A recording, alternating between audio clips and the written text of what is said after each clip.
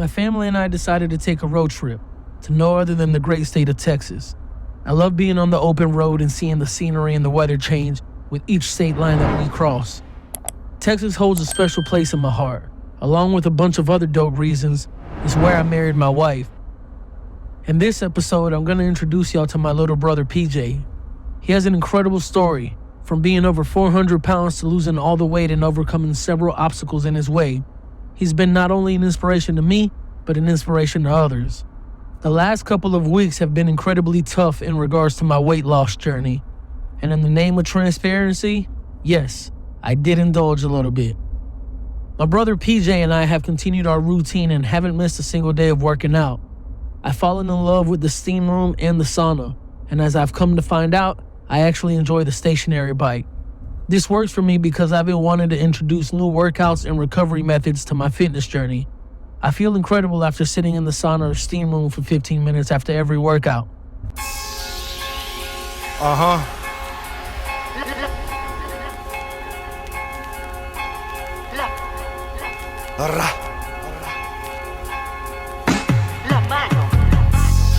Back up on these painkillers, trying to numb the pain. I love everything about Texas. The barbecue is hands down the best I ever had. I've been here several times for both business and pleasure. Dallas has some incredible food spots, as does Houston and Austin. The women here are gorgeous and the cities are always buzzing. You can find all types of outdoors activities to do. The heat can be unbearable sometimes, but other than that, I love it here. Me and the other side is nothing like facts. My city's still I'm here in Texas, and look who I'm here with. Not my brother, not my twin brother, my other brother. How you doing?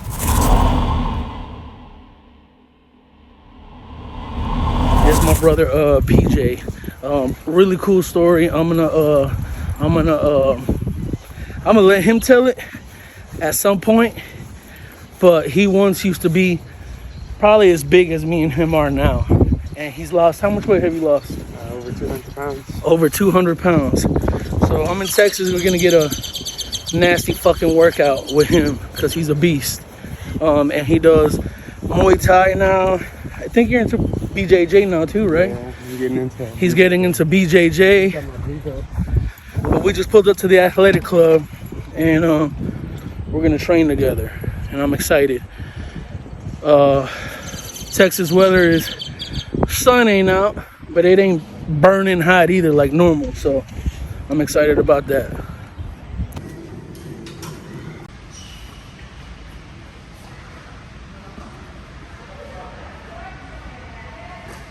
I got session my socks and my shoes. Everything is soaked. Y'all look, I'm here with my brother-in-law. Look, this is what I mean by he's a beast. Look. Look. He's soaking wet. How you feel, PJay? Feel good.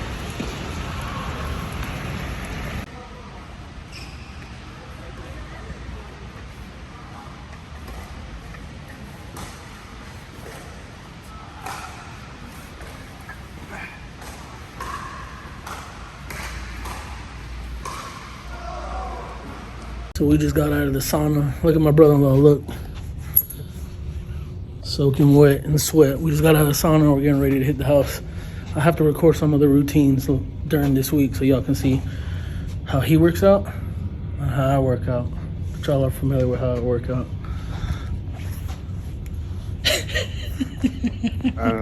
I don't know what to say.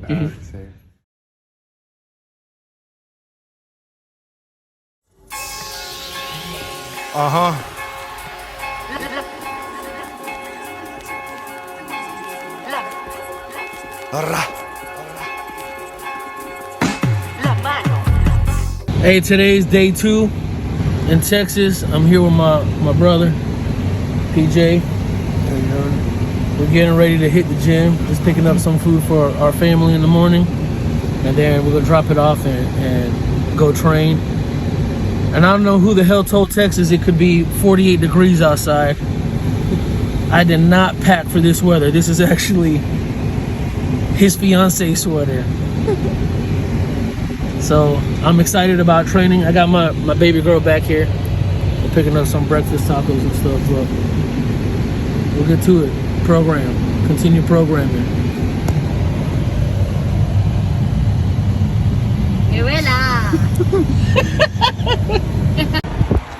How cold is it, PJ? It's fucking icy. But we showed the fuck up. Right, PJ? Showed up. Y'all, so my brother-in-law is, there's a lot of reverb, is a national Muay Thai champion, right? And we're in here, he's about to do some training, so I'm gonna record. What are you about to do, PJ? Rotational power. So whenever you throw your hooks, and you're using your legs and you're using your hips, that's rotational power. So anytime you're punching or anything, you're never using your arm. Everything's coming from your legs and your hips and the snap and the rotation that you can use. So the exercise I like to do is you find yourself on the wall, and you rotate and throw the ball at the end of your rotation. So you're here, you're rotating your hips.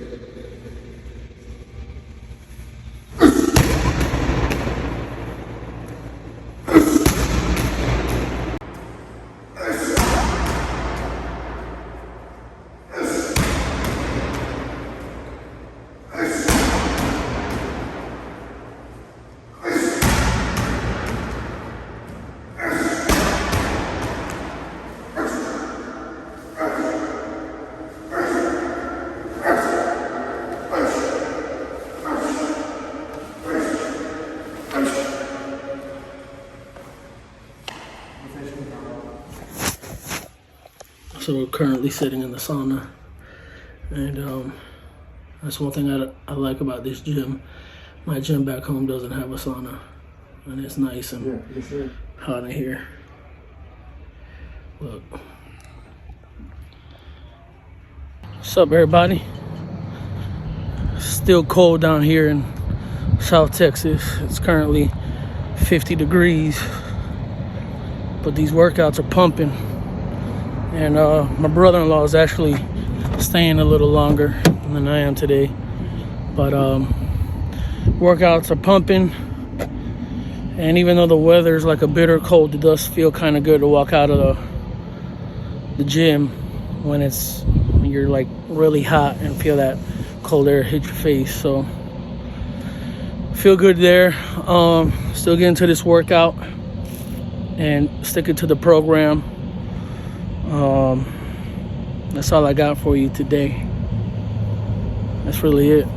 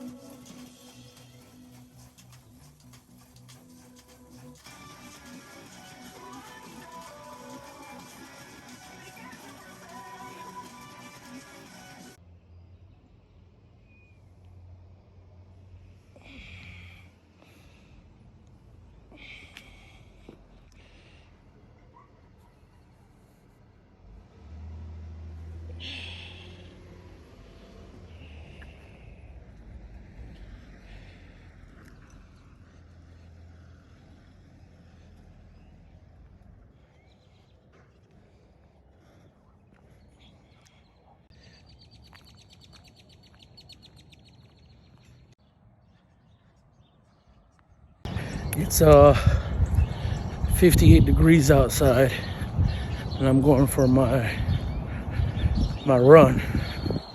I'm in South Texas this week, and I'm gonna let my brother-in-law tell you his weight loss story, his journey, and I'll add some links here because he's been covered by the local news. He's had some pretty incredible feats. So I'm gonna let y'all hear his story, and then I'll show you some footage of us training. I'm excited. Another day.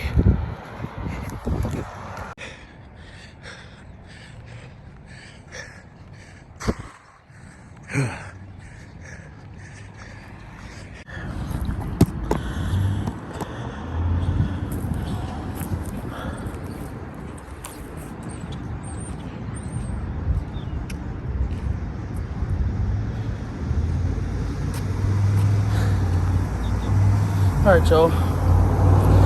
It's a morning pause while I run. I just hit my mile. 13:30. I'm getting better. I'm getting better for real. Man, it's cold out here.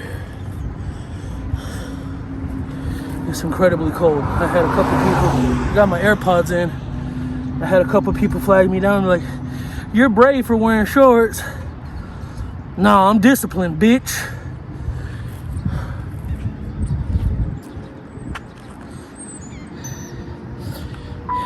Make sure y'all get you some discipline about something.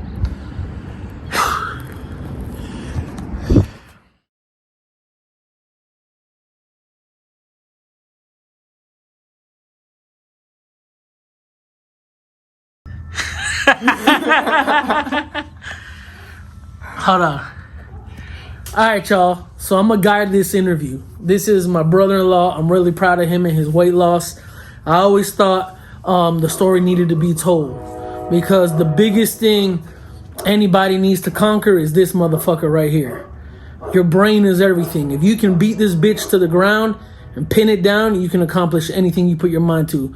So I'm gonna guide this conversation with my brother-in-law, and yeah, it'll be some really good information for y'all. Sorry guys, I'm a super introvert, so I'm like a turtle. Usually I just train and come home. All right, let's rewind. Yeah. All right, so when you were 13, 14, how much did you weigh? Dang, at 13, 14, I was probably upwards of like 270 already. All right, and at your heaviest, how much did you weigh? A little over 400 pounds, like 402. And how old were you? I was 18, turning 19. And now, what was it that made you say, I need to lose all this weight? Well, my grandparents, taking care of them, and when I went to the doctor, it's pretty much telling me if I kept going down the journey I was going that I wouldn't be around too much longer. So I had to make a decision, either, you know, sacrifice to be here longer to take care of my family. And that's what really started it. And after that, it just kind of snowballed into what it was. But the first big movement was I need to be here longer for my family. So that was it. What was the hardest part about getting started? Or was it actually just getting started? Getting started was the hardest part.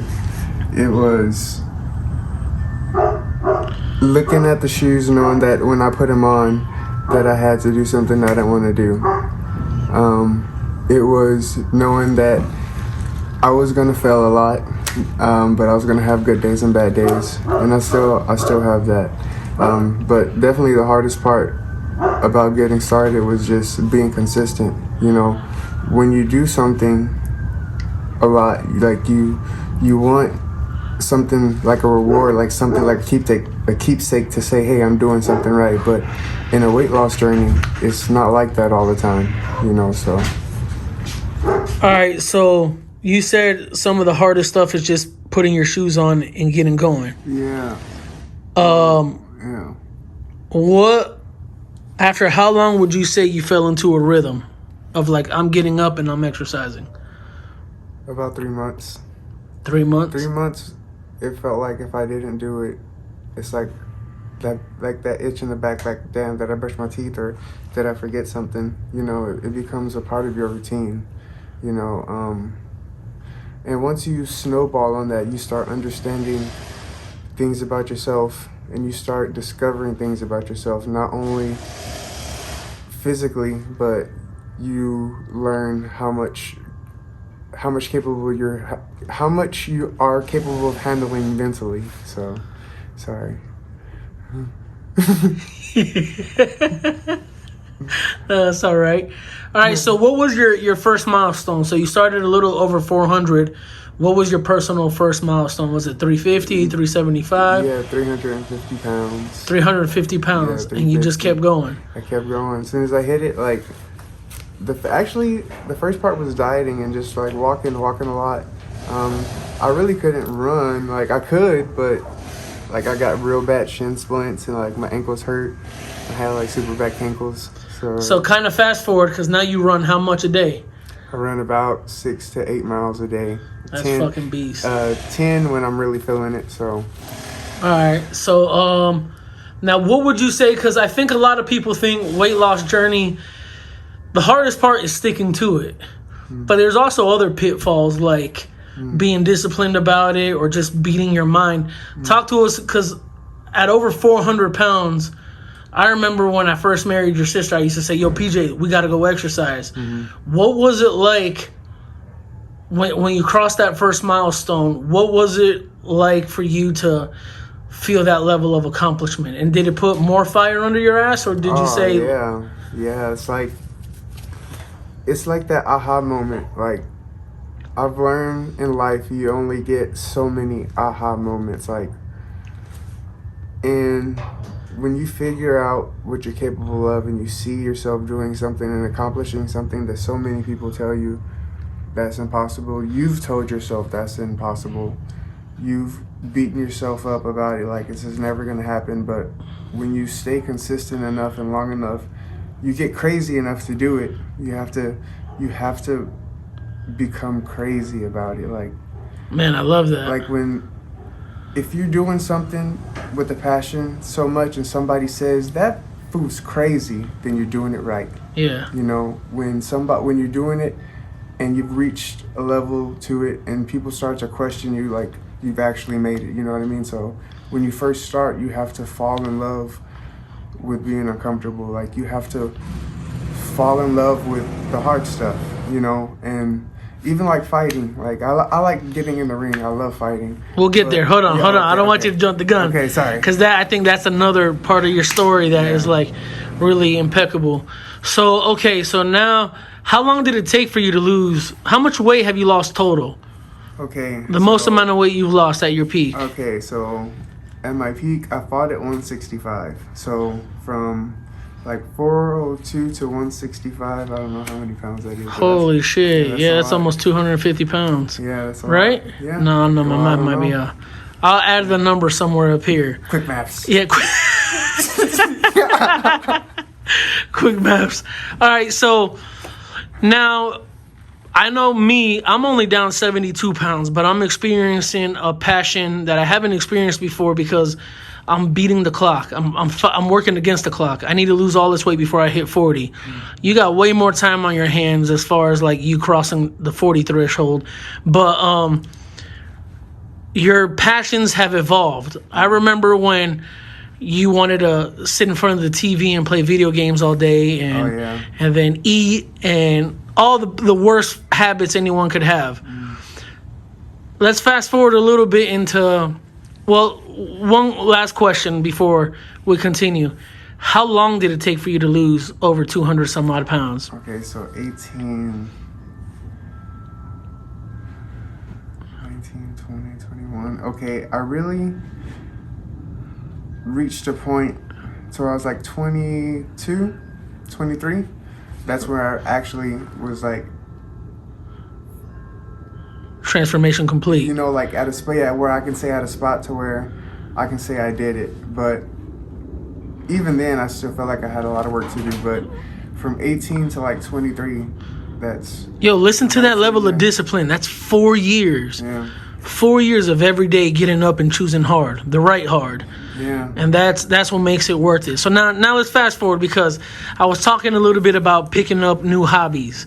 And somewhere down the road, you picked up fighting. Yeah. Right? And irrespective of what personal reasons you chose that, what were some of the obstacles you had to overcome? And I want you to eventually tell us about the biggest one where the doctor said you might have to hang the towel up. But getting into a full contact sport, what was your was there any hurdles or obstacles, mental, physical, that you had to overcome? Or I still have this fear to this day.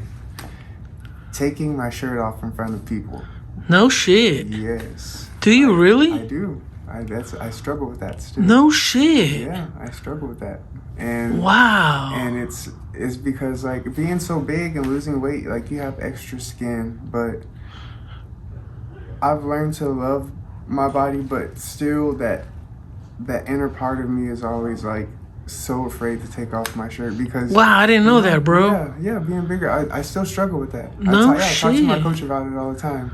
I get more nervous about taking my shirt off Then potentially losing the fight. Yeah. No I'm shit. fucking serious. Yeah, So once you take that shirt off, it's beast mode. it's it, you know, and once I get comfortable with having my shirt off, you know. But yeah, that, and other than that, like, I really didn't care about getting hit, you know. Well, okay, so like, I guess I struggle with body dysmorphia, and I guess that's because, yeah, I suffer with bullying, you know, growing up, and I suffer with people making fun of me, and you know, having to go to like middle school and dress out in front of people, you know, kids fuck with you, and even though it's not supposed to fuck with you, some of that stuff like it sticks to you, like it burns itself in your brain. So like, whenever you're forced to take your shirt off, like, you think that, I guess that's why I feel like that, because subconsciously, when I did before and I was taking my shirt off, it was just fucked up. So It takes you back to middle school. yeah, it takes me back to middle school and like high school and like, you know, all that, you know. I do remember that one time you knocked that fool out. He was in middle school. That's another story for another time, but I remember that.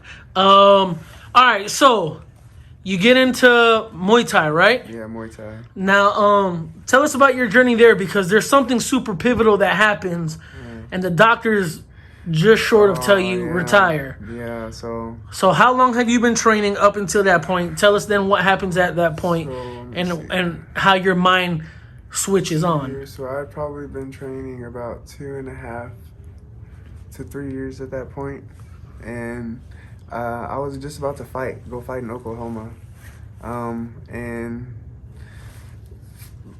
long story short, I was in a really abusive relationship, and I was dealing with a lot of personal stuff that I didn't let out. Like, I don't talk to nobody. Like I said, I'm an introvert. So, like, I download stuff. So I guess my floppy disk was all floppy, and my mind checked out, and I had a stroke. You had a stroke. Where did you have the stroke? At the gym, training. And what did your team say? Man, well, I couldn't say anything. Pretty much what they said, I kept repeating something, and then I couldn't really talk. I tried to write down, like, my coach still has a paper. I tried to write down on the paper, like, something was happening to my coach, and I was, like, scribbling, like, my brain was not making any sense. Okay. And so they rushed me to the hospital, and they said if I had got there any later, like 10 or 15 minutes later, I probably would have had some fucked up consequences. So now explain, walk us through that. How did that make you feel at that point? Because you had just come off the heels of losing close to 250 pounds, and then you're training for a new hobby, but something personal is affecting you. What's going on in your mind at the time? I know you said your floppy disk was floppy, but I'm sure after they get you stable to a stable place, what's going through your mind at that point? Well, man, I had grown with God, because I felt like if I was doing things that way, like, I had let myself in that abusive relationship. I had led myself into decisions that was wrong. Like, I was making decisions, and I felt like what my mom said, God had to sit me down and separate me from all of that. Yeah. You know, and what's crazy is that I didn't used to run 6 miles, 10 miles a day before I had the stroke, which is no shit. Which is crazy, you know. Yeah. That's wild. So all right. So what do the doctors tell you about a fighting career? Oh man, they didn't like that.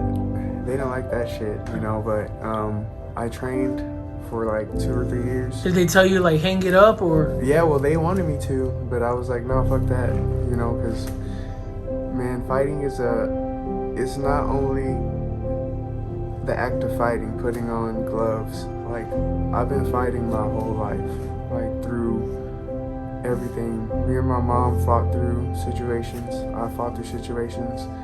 It's not the fact of training to fight somebody else. Like, being a fighter more than being in the ring. That's outside of the ring. So I've been fighting my whole life. Yeah. You know, so it's nothing to fight.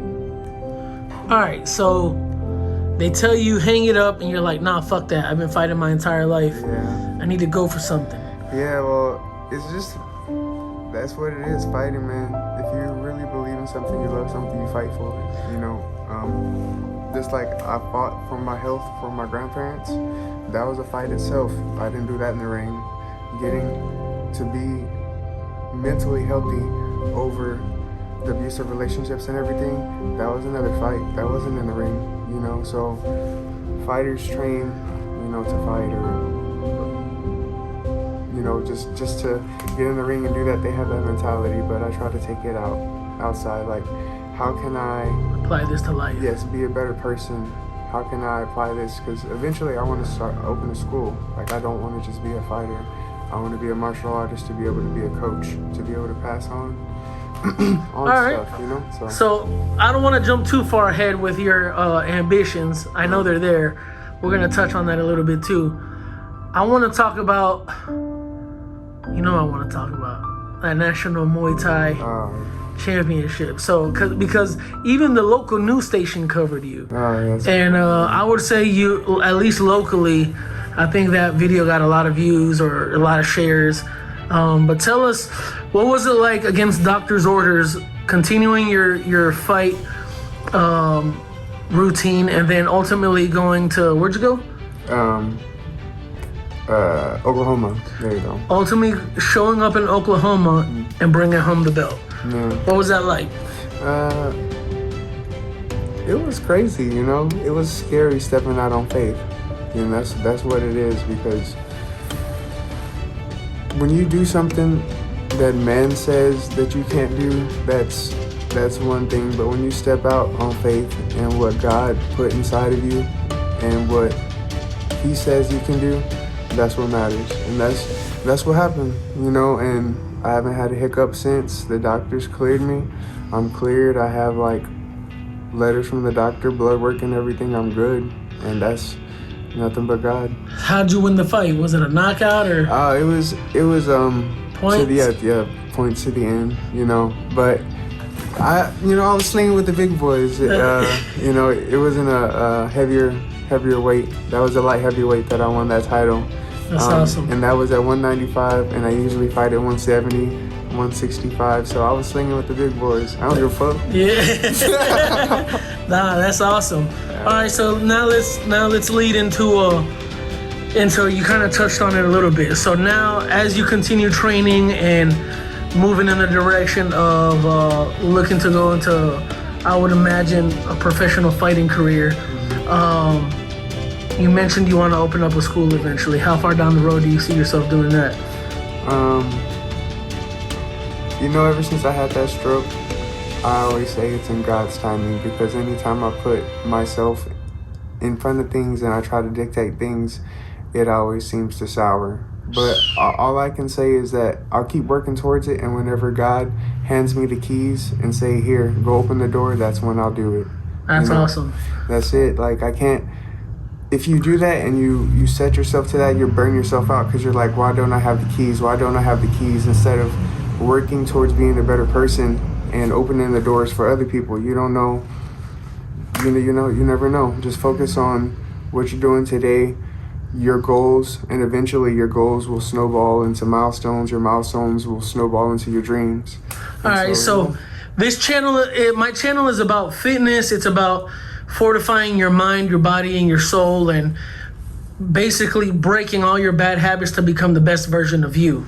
And I'm creating a community to empower others. And you, my little brother who I love with all my heart, you embody a lot of the stuff that I'm fostering in the community. It's battling through physical health. You've battled through mental health. You've battled through emotional health, and you came out on top. And now it's still all upward movement. Please say some encouraging words. 3 things. If someone asks you today, right now, I want to start working out, give me 3 tips. What do I need to do? 3 tips.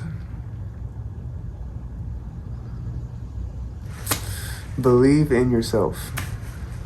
you know,